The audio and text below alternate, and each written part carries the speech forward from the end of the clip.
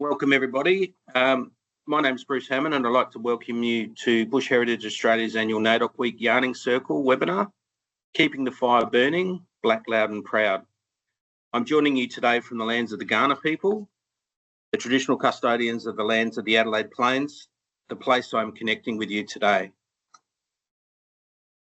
I'd like to pay respect to the elders past, present and emerging and extend that respect to other Aboriginal and Torres Strait Islanders online with us today. We recognise the remarkable Australian environment we strive to conserve is on land that has never been ceded. I'm excited to see that we have hundreds of people joining us from all over the country. If you'd like to open the chat function at the bottom of your screen, we'd love to see who we have online and where you're joining us from. You can also use the chat function to post comments and questions throughout the webinar, and we'll get these during the Q&A session. We're really excited to widen our yarning circle and welcome you to the conversation. While we can't bring a couple of hundred people on screen, we're keen to respond to your questions and comments and share our knowledge with you and experiences. Today, I'm thrilled to be joined by two of my deadly colleagues at Bush Heritage to yarn about NAIDOC and the work they're undertaking with our Aboriginal and Torres Strait Islander partners on country and with the traditional custodians across Bush Heritage, Vikki, Parsley and Bambi Lees. I'd like to now introduce Evelyn Weldon to do our Welcome to Country. Thank you, Yvonne. Can you hear me? Yep, way you go, Yvonne. And can you hear me? Okay. Good afternoon, sisters and brothers, all genders and identities. My name is Yvonne Weldon. I am a Wiradjuri woman from Cowra here in New South Wales, from the waters of the Clare, which later became known as the Lachlan, and of the Murrumbidgee rivers. Unfortunately, there aren't people who have met the legal requirements to be a traditional owner of these lands that I'm on, and so I am a representative of the Metropolitan Local Aboriginal Land Council, who are caretakers with cultural authority under the Aboriginal Land Rights Act.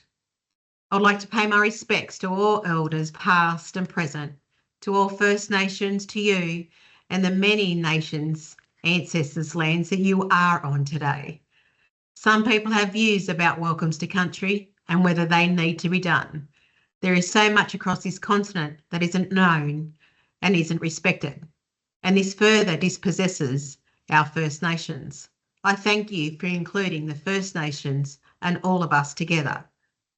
The landscapes of this country tells our stories of our culture, our history and our boundaries. The Eora Nation's boundaries are the Hawkes River in the north, the Nepean in the west and the Georges River in the south. On behalf of the Metropolitan Local Aboriginal Land Council, the elders and the members, I welcome everyone to the lands of the Gadigal. I acknowledge the Gadigal people and also the people's lands that you're on, whose spirits and ancestors will always remain with this land, our Mother Earth. Our practices have sustained us throughout the generations, and they are ingrained into the core of this country. In fact, they are ingrained into the core of each and every one of us, working together as one community and achieving as one community through the hundreds of nations, tribes and clans existing here for over 65,000 years. My country, this country's people, are the oldest continuously living culture of the world.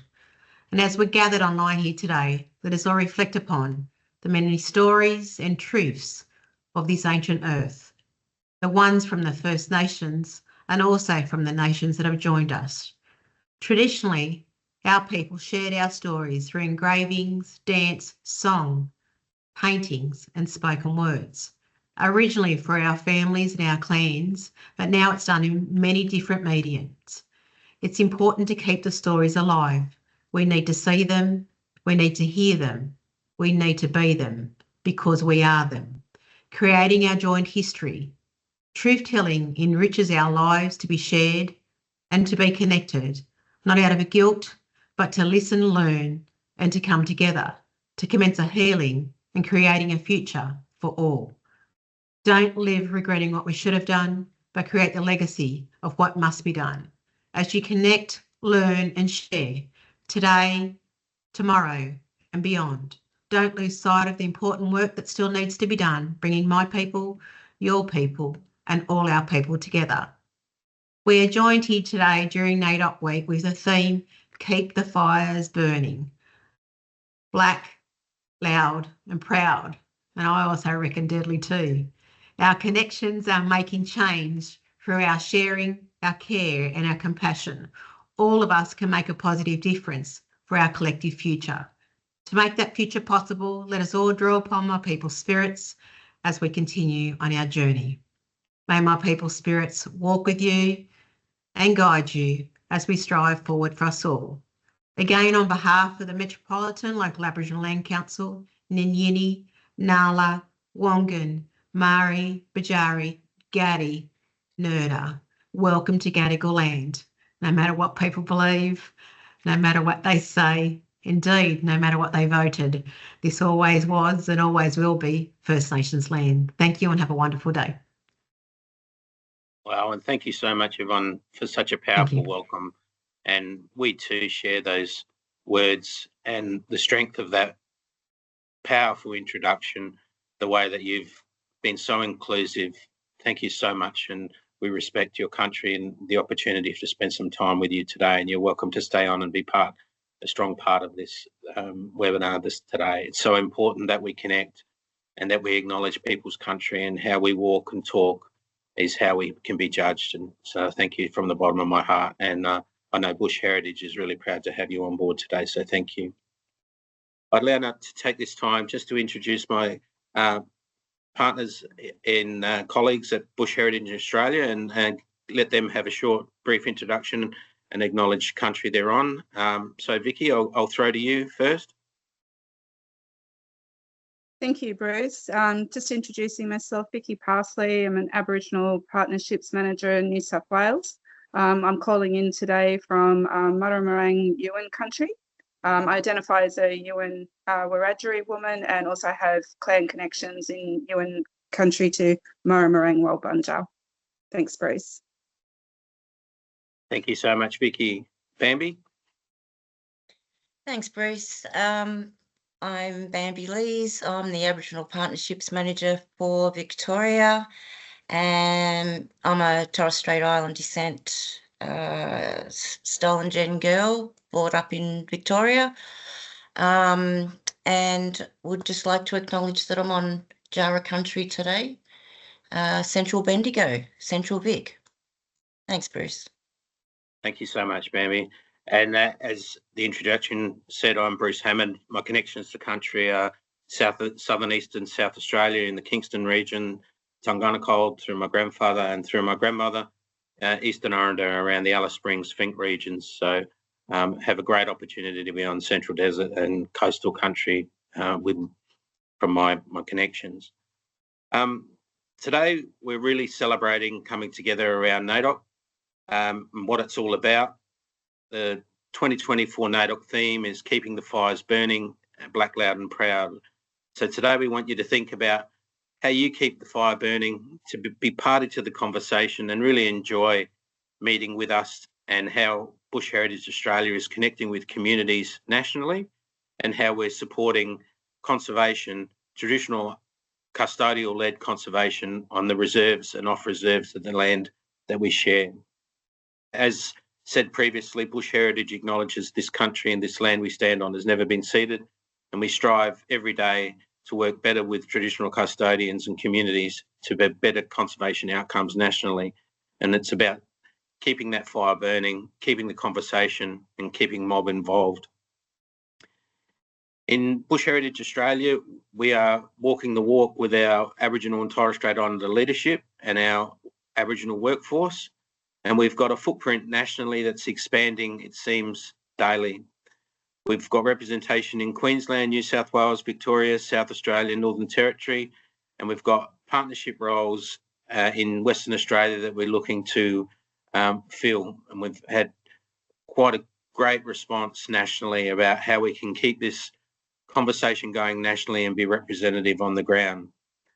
You may be able to see that map also designates the on-reserve and off-reserve partnerships that we work with, and you can see that we're spread right across this nation. We really understand our commitment to conserving country must be led by traditional custodians. You know, a culture of over 60,000 years managing country and how we can work together as a national organisation to achieve that. We totally understand, as our Welcome to Country, Yvonne stated, there's a lot of people that are outside of it being acknowledged in this process, and we try to be tenure blind. We don't care how the land has been previously acquired or managed. We look about how we can serve it with mobs and how we can move forward. Keeping the fire burning, I think, is really important. I think the statement that they've made there is it really doesn't matter how people have come together as long as we come together, as long as we continue to work together and strive to share outcomes and be inclusive is what's important. I'd like to give this, take this opportunity to throw to my colleagues for them to talk about what NAIDOC and keeping the fire burning means to them. So Bam, I'll give you this opportunity. Thanks, Bruce. Look, for me, NAIDOC Week's always been the year that, the time of year that we come together as communities to party, to celebrate, and really focus on the achievements of forebearers, the history, take pride in that, but also you know, look towards the future and be hopeful as well. I know community coming together, it's the 1 week where we get to reconnect with people. It's the time of the year where we get to participate in cultural activities as well. And it's basically a week long of belly laughs as well, which I really appreciate. Often a lot of our community are working so hard during the year that this is our cultural time. This is the time that we come together. And so it is really important for us, as not only as Bush Heritage employees, but as members of our own communities from wherever we've come from, to take that time out, be seen, connect, and catch up on all the news, and you know, enjoy the company of others, enjoy hearing about the stories and the kids growing up. And I really enjoy being able to celebrate, particularly our youth, that, you know, they grow a foot pretty much every NAIDOC week. They're getting taller and taller. And for me, there's a lot of pride in seeing community come together, and pride of seeing our young people stepping up and being emerging leaders. So always a good time of the year. Thanks, Bruce. Thank you so much, Bam. It's really important, those words that you shared today about how you connected with people, community, and that it's just not about our mobs, it's about all mobs and everyone coming together. So I really appreciate your words. Vikki, would you like to have a small chat about what NAIDOC means to you and how you connect on country? Sure, that's a hard one to follow after some of Bambi's comments there. Some great words, of course. Yeah, National Aboriginal and Islander Day of celebration, or a whole week of celebration for us. For me, it's also about celebrating the strength and the ongoing resilience of our people. There are themes each year which Aboriginal and Torres Strait Islander communities right across the country have the opportunity not only to create that awareness, but to share just how diverse, how rich our cultures are across the country. And it's a great time to celebrate, not just within our Aboriginal and Torres Strait Islander communities, but also for wider Australians to participate in that. So for me, each year when this time comes around, I like to take the opportunity to spend some time on country. Obviously too, with the work that we do at Bush Heritage, we're in this amazing space where we get to, you know, help support so many different Aboriginal groups around the country through our Aboriginal partnership programs. And opportunities like this, what we're doing at Bush Heritage, opens up the avenues for people to come, learn, have those conversations, and just be able to see some of the amazing work that goes on in different places that we all work in and the people that we support. Because at the end of the day, you know, our people have been through so many different changes over the years. We're in, you know, very good spaces these days with people who've got access to country, higher opportunities than what they've had in the past. And culturally led conservation is one of the areas at the moment that's at the forefront. So this year's theme of celebrating, you know, Aboriginal culture, Blak, strong and proud, it is one that's quite important. It's a great time to be a participant in that. And we look forward to sharing some more of the stories through the following webinar. Thanks, Bruce.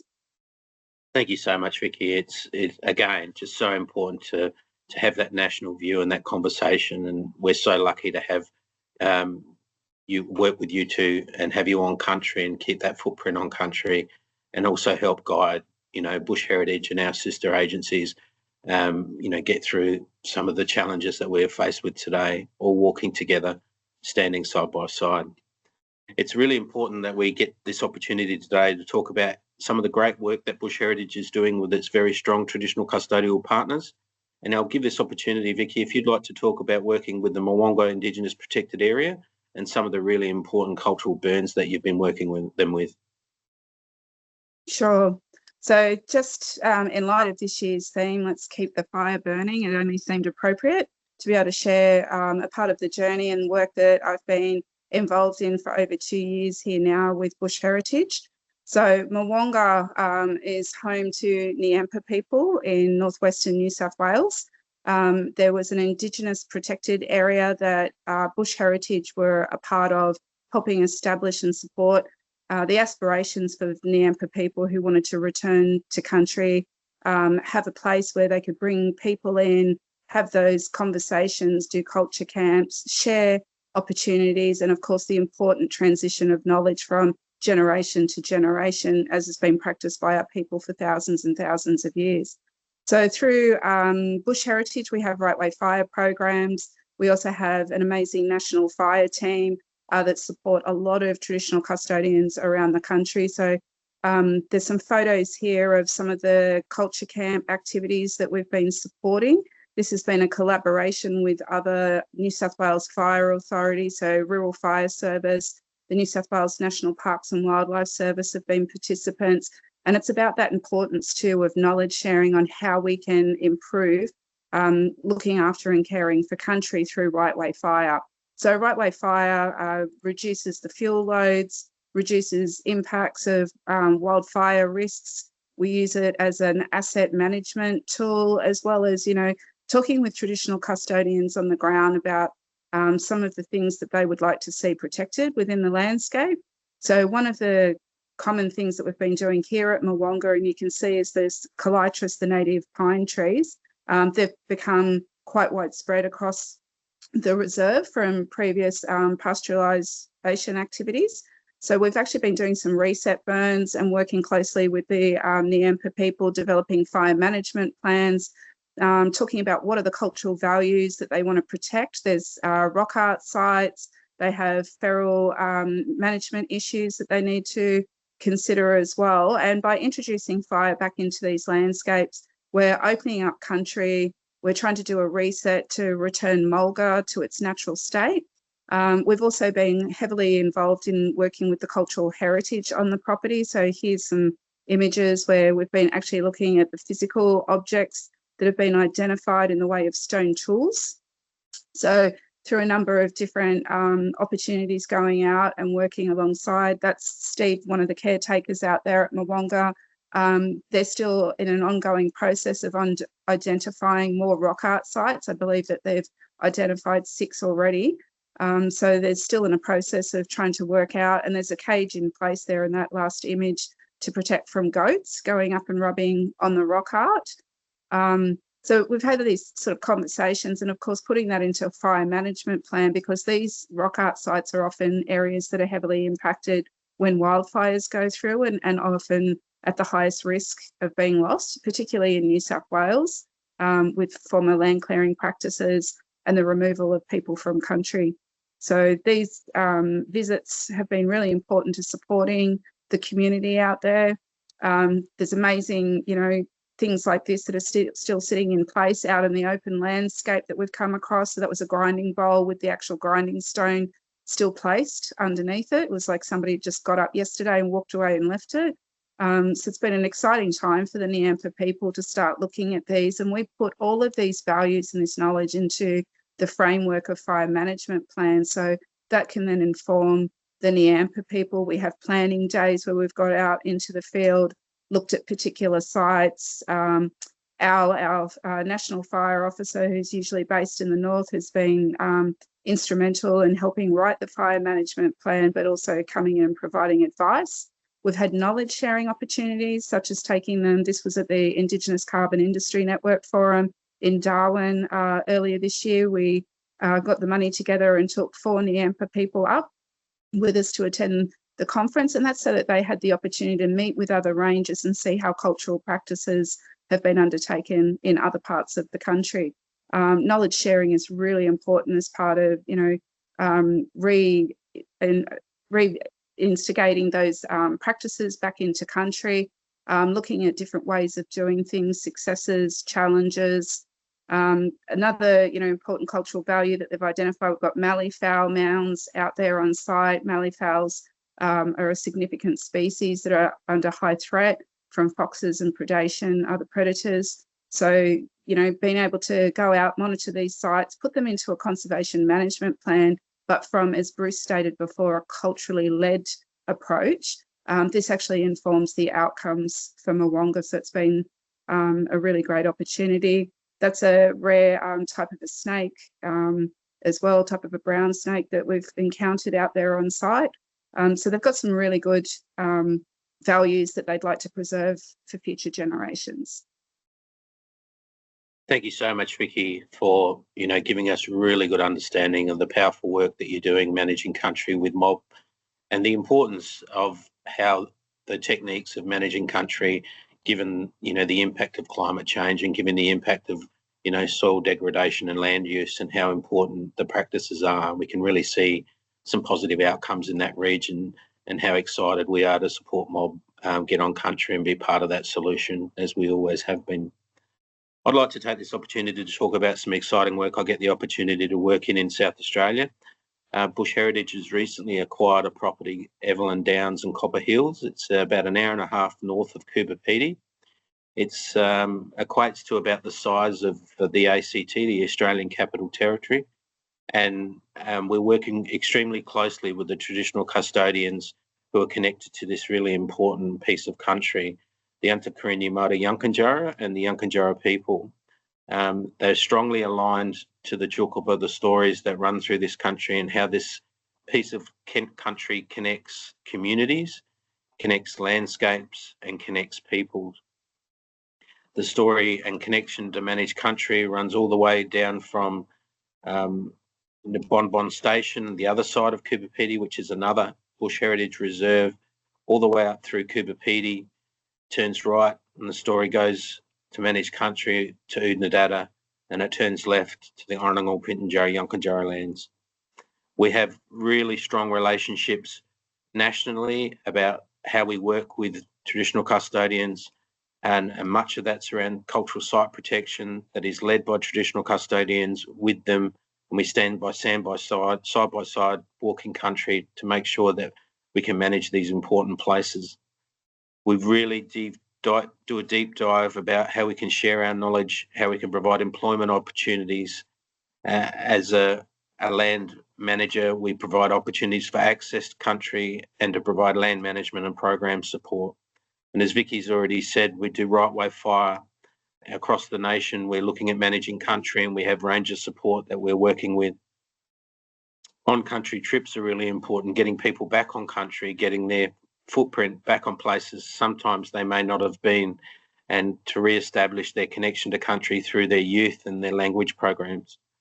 We've had some great success at Birriliburu, which we'll talk to. We'll show you in a video later around a bush tucker book driven by the ladies on that country to share knowledge and information about how important it is to manage healthy country and the returns of having healthy country, and how we can have good bush tucker and healthy medicines on our country to keep our people healthy. One of the really important things on Evelyn Downs is we've just acquired it, and we're working closely from day one to talk about the important sites and how they can be preserved and mapped. and how they're managed by the custodial groups. We are only a partner in the conversation. We do not lead it. We work really closely with these mobs, the Antigrini Māori Yankunytjatjara and the Yankunytjatjara, to talk about how we can protect these sites for the next generations. One of the other important things we really have been working with are healthy country plans. And for those that are unaware, healthy country plans are the guidance plans that are traditional owner-led about how we can manage country together and make sure that we're doing it right way and that we're standing side by side. Here's a photo, a dearly loved photo of the Jirrilla Aboriginal Corporation, the Mount Willoughby Indigenous Protected Area, part of the Antigrini Māori Yankunytjatjara team. And I will state that, you know, the family have allowed us to use this photo and the recent passing of the old man in the centre. And out of respect, we won't use his name today, but he was a great supporter of bush heritage, and he was a great supporter of coming together to tell the story about how he managed country as a young man and how future generations will manage country.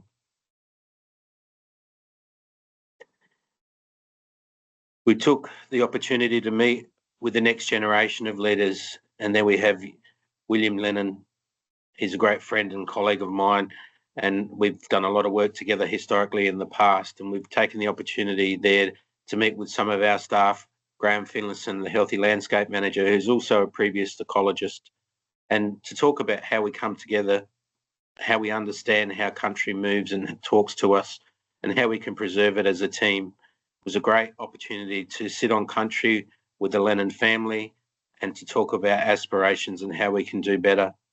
And it was such a joy that they allowed us to share these photos today, and as I said, with the recent passing of one of their senior elders.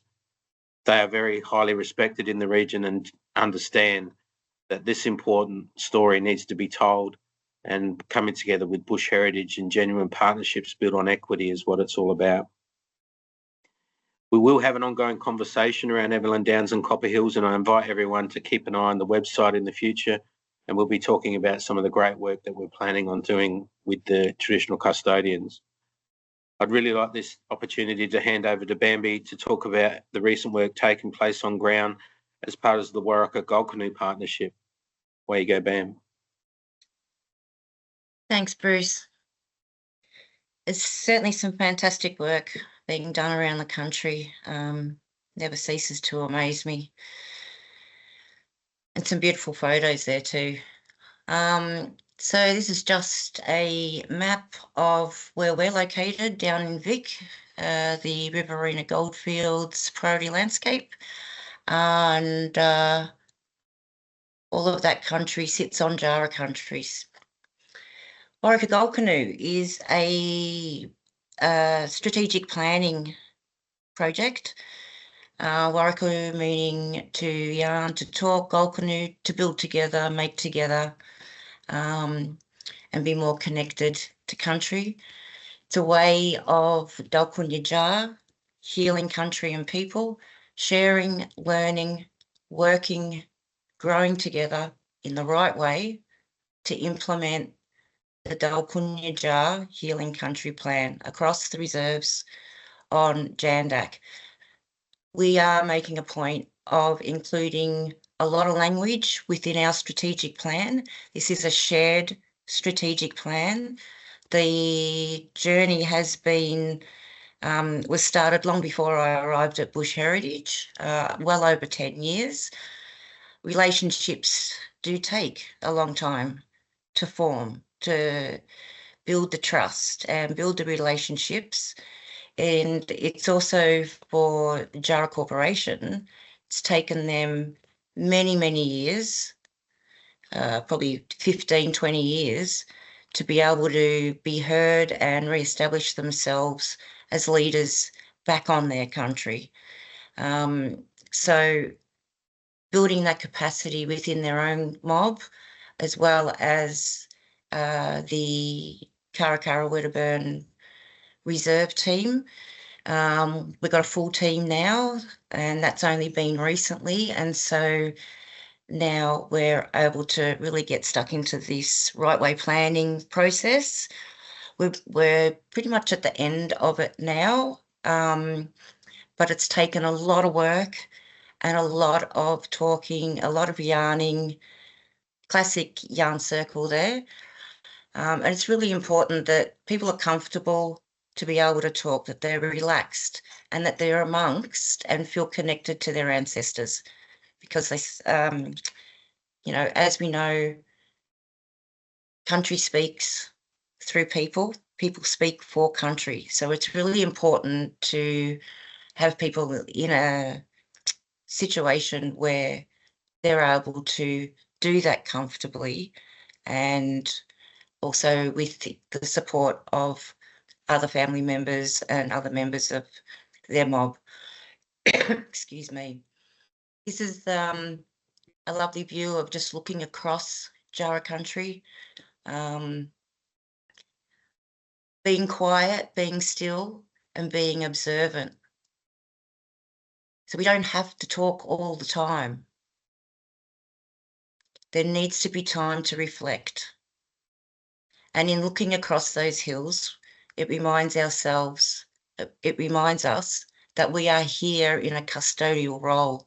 The traditional owners are there in a custodial role, and that they have obligations, and so that they can fulfill their aspirations and their values. One of the strategies within the broader strategy is healing country, healing fire. This was the first time fire had been applied to country here for well over 125 years. So a lot of the activities that we are doing through the Warraka Gold Canoe Strategic Plan is happening for the first time in a long time. That is significant, it is historic, and Vikki mentioned it before in her presentation that I think, Vikki, you used the term resetting fire, or fire to reset the environment, to reset country. This is what we're having to do as well. We're having to actually reset and burn country in order to get it back to a place where we can then do more cultural fire to be able to nurture the landscape and bring back you know, those species that have not been seen. And after this burn, we had species that, one, hadn't been identified on this block prior to Bush Heritage taking it over, and all the beautiful bulbine daisies just sprung up everywhere. Themata, kangaroo grass, taller than us, so over 5.5 feet for those in the old term, old measurements. So we know that this works. We know that right way approach works. And so all our reserve management plans, individual management plans, will fall out of Warraka Gold Canoe. Warraka Gold Canoe will be the guiding document for us. And a shout out to the Science and Conservation team, a shout out to our reserve team, because without them and without their support and their guidance, we couldn't do this alone. They say it takes a village. It does take a village. It's not just about teams. We all come together and we put our 2 bob in. It's about relationships. We talk about partnerships, but it's about the relationships. So we've got lots of really great things planned. We've been planning and doing at the same time, which is the nature of business as usual at Bush Heritage. But also we've chosen to take that time, to take the time to do it properly, so that it's the right way approach, it's self-determined, and that we can say that it will be restorative justice in action. So, yeah, that's... Thank you so much, Bam. And what a great connection to the NAIDOC theme, you know, keeping the fire burning, black, loud and proud. And I really take away your message there, Bam, that often we are the quietest, loudest people in the room. It's not also about your voice and how loud you are. It's about how loud you can be on country and how loud you can be with mob, and that is often the quietest people in the room. and together walking the walk. Such powerful words. It's really important we have this opportunity now to talk about the Birriliburu community and Stella Shipway and the Mardoo Rangers, and we've got a video that talks about the really important work they've done and some of the outcomes they've done around the Birriliburu Indigenous Protected Area. So if we can play that video. Hello, my name is Rebecca Anderson and I work with the Ranger for Birriliburu side. Yeah. Lena Long. I've been working with Bush Heritage for a good while now. Hello, I'm Caroline. I've been working with Bush Heritage for a long time. When we had the first lady, Ness, and Stella's their second Bush Heritage lady, and it's good working with her. Yeah. And I'm Stella. My role with Bush Heritage is the Healthy Country Manager for WA Deserts, and that means that a lot of my time is spent working with the Birriliburu partnership that we have. So we're calling in from Wiluna today, which is on Mardoo country. Do you wanna? We might talk a little bit about Birriliburu as a place, as the Indigenous protected area. We're in Wiluna now, so it takes a little bit of time to get out there to the IPA. Usually, if we want to go to someplace close, about 6-hour drive. But if we're going all the way out to like Moongaloo, it might take us 3 days. And the IPA is 6.6 million hectares.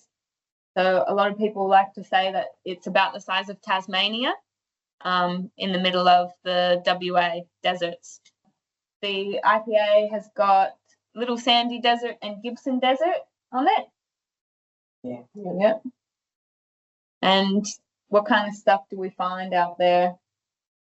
We find chakra, Maulini, Mo, yep. Bulgara, Mulgara, yep. will be some on some parts. Yep.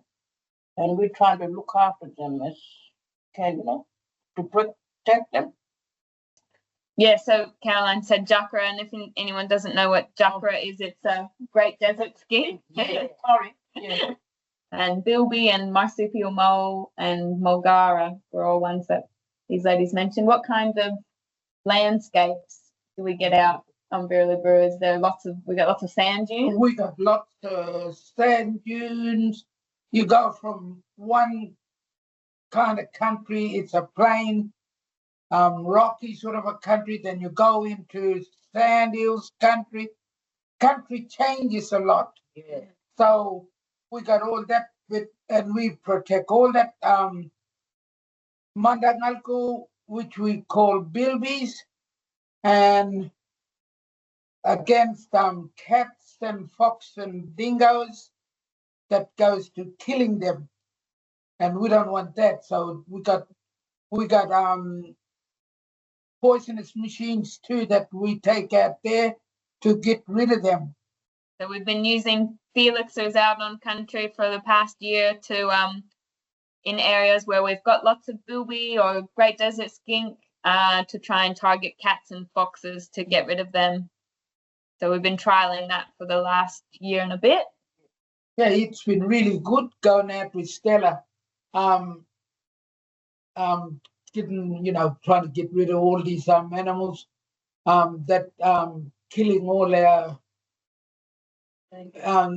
endangered species that we're trying to protect out there. Yeah. Because it's a big country out there to look after from one end to another. Yeah. It's really big. So some people work on the east side, some of us work on the west side, protecting our little animals that we want to protect. Yeah. And it's really good, interesting work that we do. Mm-hmm. Yeah. We're heading out next week to go on a waru or a fire trip. So we'll be doing lots of burning. That's another big thing that we do as rangers, is doing lots of burning. Patch burning mostly. So we don't have to have wildfires. Destroying everything. Mm. Now, patch burning is the best thing to do because you got in between where you made the last fire and the next fire, you got might be moles, desert skink, bilbies, and all in between to protect. So we got all them to look after too. It's a big job. It's a big job. Yeah, it's a very big job that we do, but we enjoy all that. Going out, getting out of town. Yeah, it's a really good thing to do. Yeah. Taking young people sad with old people, showing them what's out there. And it's, it's good teaching young people too. Yeah. Even Walbala, like Stella. They've learned them a lot of stuff, yeah. Cleaning out rock holes, try keeping it clean for the animals, but watching the camels that don't destroy it. Yeah, the rock holes. They get caught in there too, Yeah. But everything that we do, we really enjoy it. Just doing our little jobs out there, telling stories to people that never been out there. Like all our working mates like Stella.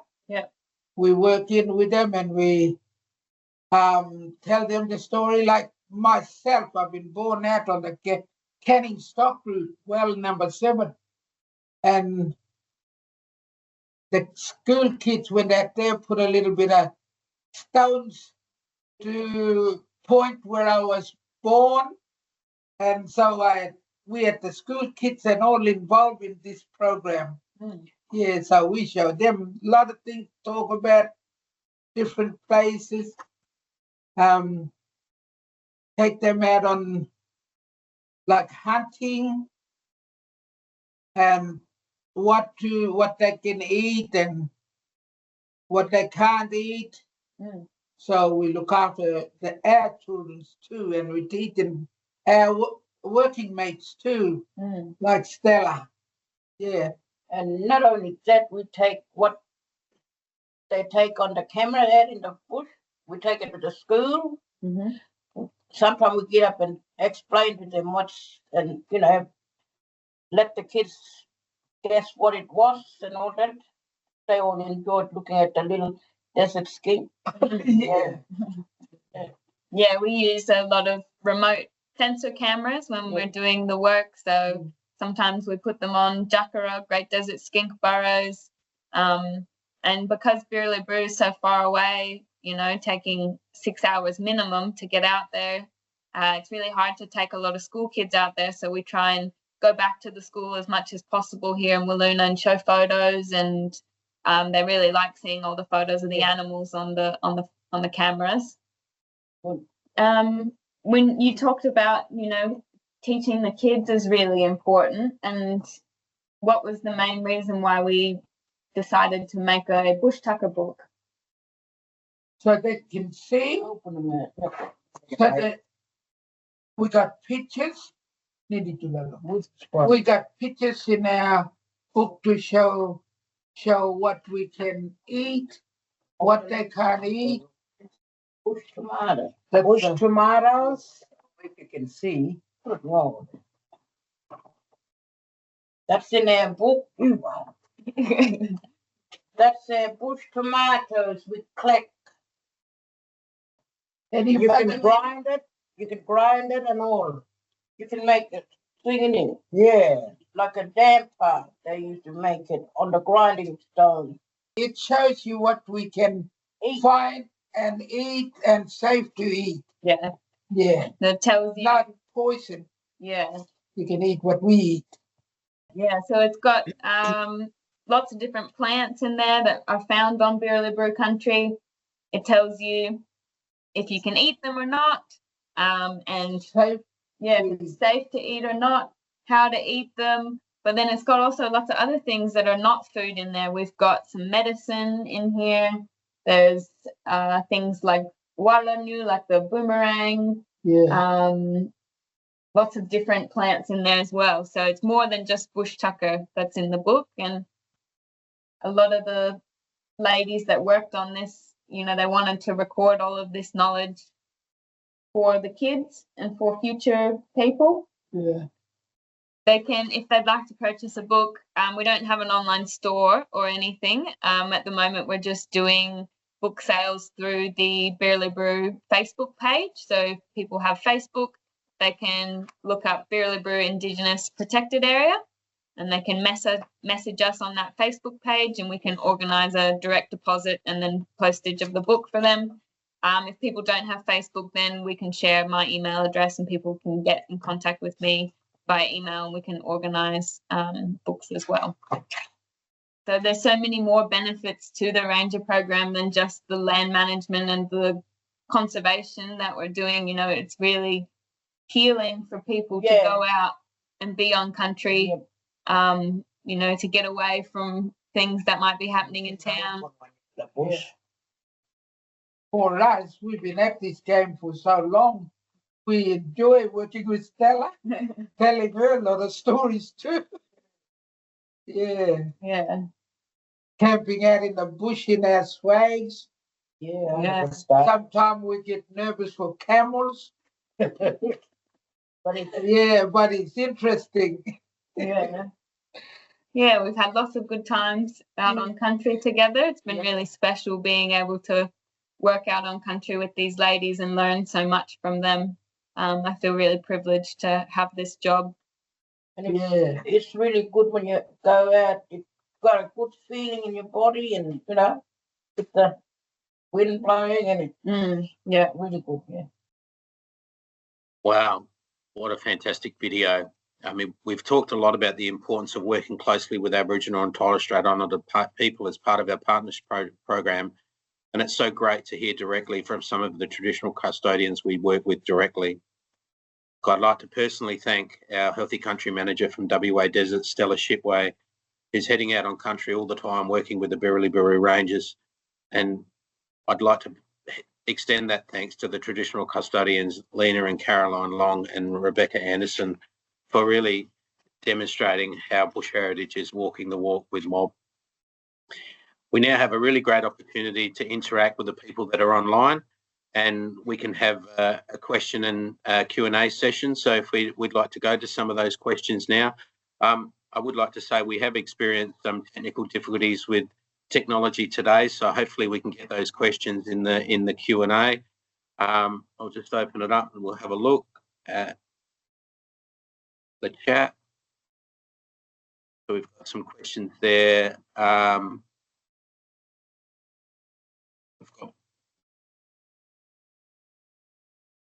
There's a question there, is there a particular group of animals or species that have increased after the right way burning has occurred? I think that one might be directed at you, Vic.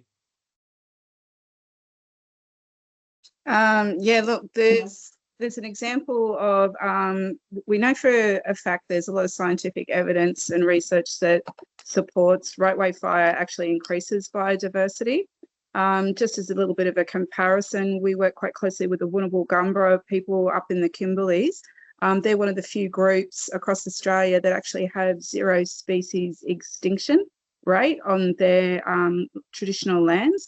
And that's because the people have never been removed from country and have definitely been proactive over the years and maintained a lot of their right way fire regimes. So with that, look, particularly at Mwonga, I suppose some of the values around that has been addressing and investigating some of the native grasses.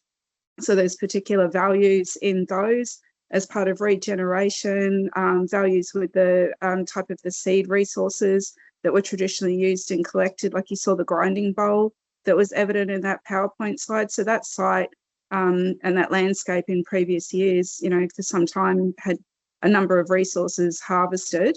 And then, of course, they've been looking, as I mentioned, at malleefowl. Malleefowls, depend also on mulga systems. So with doing those reset burns and trying to lower the colitis that's on that landscape, we're hoping that the mulga will extend, and that will also enable opportunities for the expansion and obviously for further breeding cycles and for malleefowls to extend back out into that system there, just as an example. So I hope that helps. Thank you so much, Vikki. And I've got a question for you, Bambi. Can you tell us a bit more about restorative justice in action that you mentioned in your information. Yeah, right. Okay. The word restorative justice, I mean, people may have heard that within a justice framework.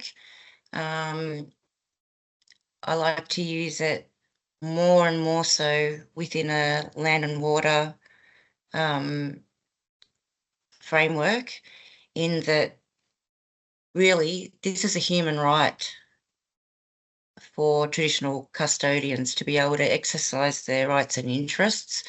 What we are wanting to do is to value those rights and interests, to respect them, value them, and also put in place pathways for both Bush Heritage Australia and JARA in this particular instance to be able to undertake that truth telling, to be able to decolonise what has been, the predominant culture and the predominant values since the invasion and since settlement. So, restorative justice is about giving a voice back, being able to give traditional custodians access back to land, because without land, they can't fulfil their rights and interests and their custodial obligations. Right? It's about respecting those relationships and restoring the balance, not just in an environmental sense, but restoring the balance from equity, equality, and an economic one when we're talking about, working in a modern world. So, supporting them in the way that we do by engaging traditional custodian enterprises to be able to support their wealth creation. So it's about restoring their place on country, their place in a modern world as leaders and as valued participants and contributors to modern society. And a lot of that is through truth telling. Thank you so much, Bam. It's really important that, connecting country to positive outcomes for community. We've also had a question there about the Felixer and, does the impact on the dead cat impact on any of the other species? And the way the Felixer works is it targets the cat species by laser and identification and then sprays a targeted gel just for the species, and the cat being a groomer, it then licks that off and grooms itself, and it kills the cat. And that's gone through all the appropriate ethics and been tested quite extensively nationally about, a targeted response for the cat. So I hope that helps understand that, those type of devices are used. They're also used heavily with the baiting program. It's not a one-off item. It works in conjunction with other plans to remove cats, but it's one tool that's being used, and it does have a really high success rate about targeting one species and not low impact on others.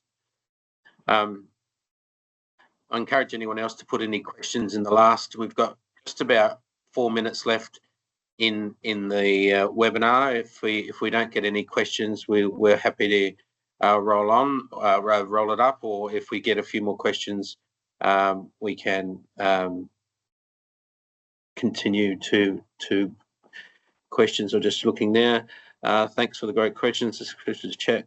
Could either Bambi, Bruce, or Vikki talk about how communities are trying to understand what future changes to our climate will mean on country traditional values, plants and animals? Well, there's a biggie to finish on. Vikki or Bambi's the change of climate and how it's affecting our mobs managed country. I'm happy to jump in there. So there was a mention before about bush heritage. We have a science and conservation team that we work quite closely with. So through our Aboriginal partnerships programs, we offer a lot of ecological monitoring supports to the traditional custodian groups that we're working alongside. Through those processes, you know, with monitoring, we actually look at what are those sort of changes. A lot of the time, as Bambi touched on, you know, people are custodians of country who have intimate knowledge of the system, the seasons, the plants, the landscape.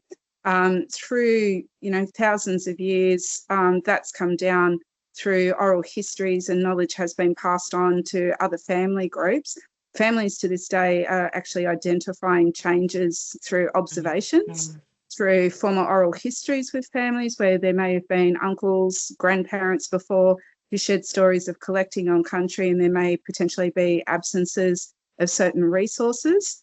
There's a whole, you know, a range of factors that contribute to that through land clearing practices, people being removed, the loss of right-way fire being implemented in landscapes because our ancestors did manage those systems. So with climate change, we're certainly keeping ahead of the game at the moment, and it has been recognised globally that First Nations people on a global basis are actually leading the way in terms of climate change, resilience and adaptation, because our ancestors for thousands and thousands of years have navigated ice ages, sea successions, recessions, cold and, you know, hot, dry periods throughout time. And through that, there's been an intimate knowledge and understanding.